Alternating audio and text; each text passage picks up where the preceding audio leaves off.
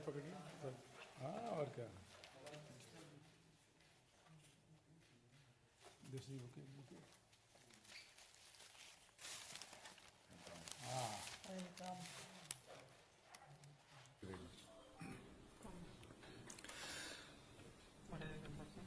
मेरा मानना यह है कि हर काम का, हर बात का एक समय निर्धारित होता है और वो निर्धारण वो करता है। आपके प्रश्न का पूरा उत्तर यही है। लेकिन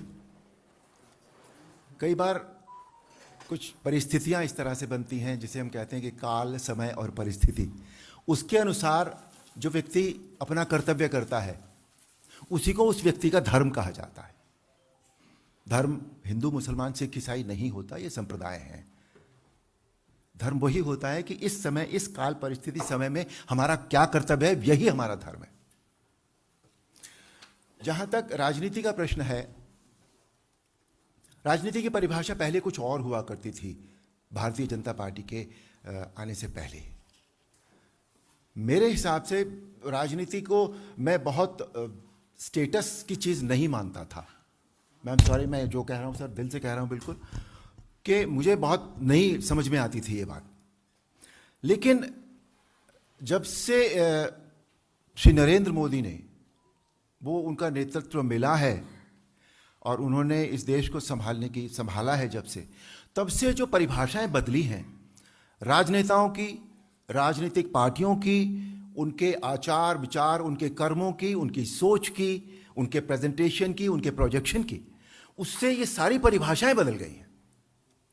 तो इसलिए अब वो बात जो पहले थोड़ी ऐसे लगती थी, अब ऐसे लगती है। तो ये है राजनीति अब। और मैं, जिसे अगर सभी सही शब्दों में पहले राजनीति कहा जाता था, वो मुझे आती नहीं है।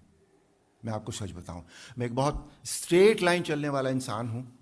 मेरे दिल दिमाग में जो आ जाता है मैं वो कर लेता हूं। और मैं यहां राजनीति के लिहाज से नहीं हूं, मैं यहां अपनी कर्तव्य नीति के लिहाज से हूं।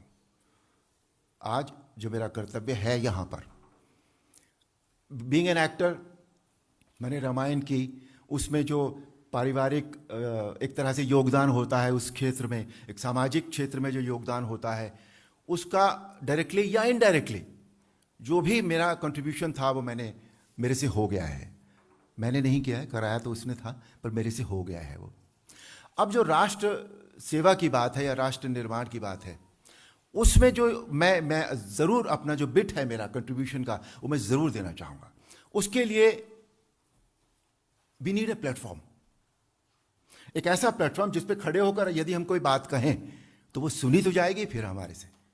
तो इसके लिए जो प्लेटफॉर्म इस समय है वो सबसे अच्छा यही प्लेटफॉर्म है जहां मैं बैठा हूं। तो ये हुई बीजेपी की बात। दूसरा जो एक ट्रिगर पॉइंट बना मेरे लिए, वो जैसा अरुण सिंह जी ने अभी कहा, ममता जी को जय श्री राम के नाम से एलर्जी हो गई। मतलब जय श्री राम कोई नारा नहीं है, ये पॉलिटिकल नारा भी नहीं है, ये उद्घोष है, ये हमारा जीवन है, हम इस पे जीते हैं, ये हमारे आदर्श है, हमारे संस्कार हैं,